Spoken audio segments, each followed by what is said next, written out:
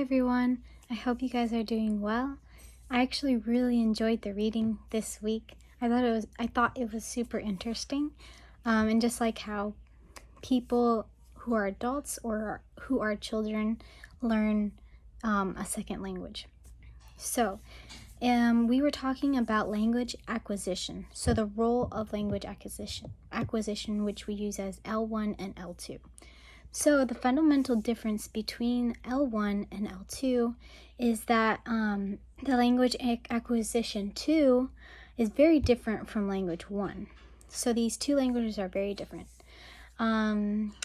So most of the time people use grammar solving from their own language and construct their own grammars in stages, which is what a child does also as well as an adult.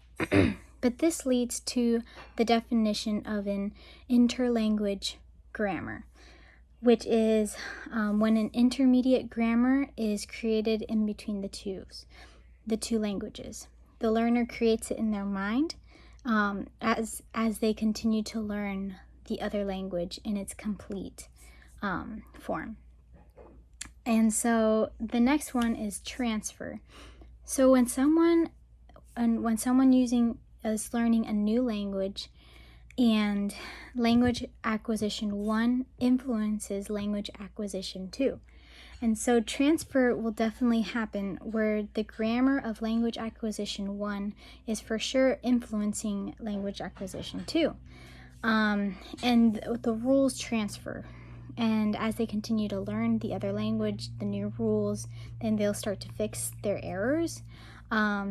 But it's really interesting to see how even accents, like the way that you speak, is transferred as well in regards to phonetic and phonological rules.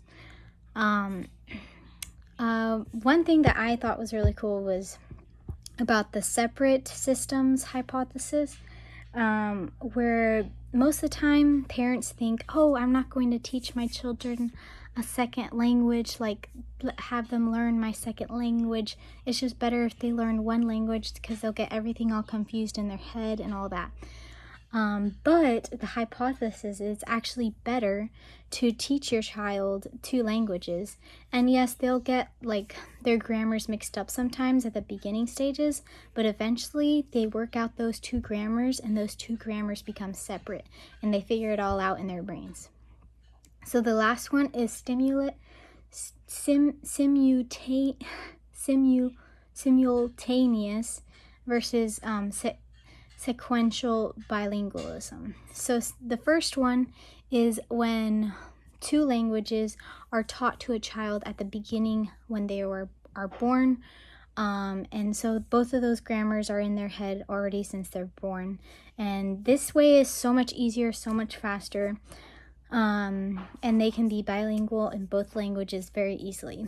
When the second one is sequential, where the L2 can be easily learned, well, not easily learned, it can be definitely learned, but it's definitely harder. And it takes a long time for that language to be concrete in your brain, but it's definitely possible. So I love this class, I love this topic, and I just really have enjoyed learning about language and how people learn it. Thank you so much for your time. Bye guys.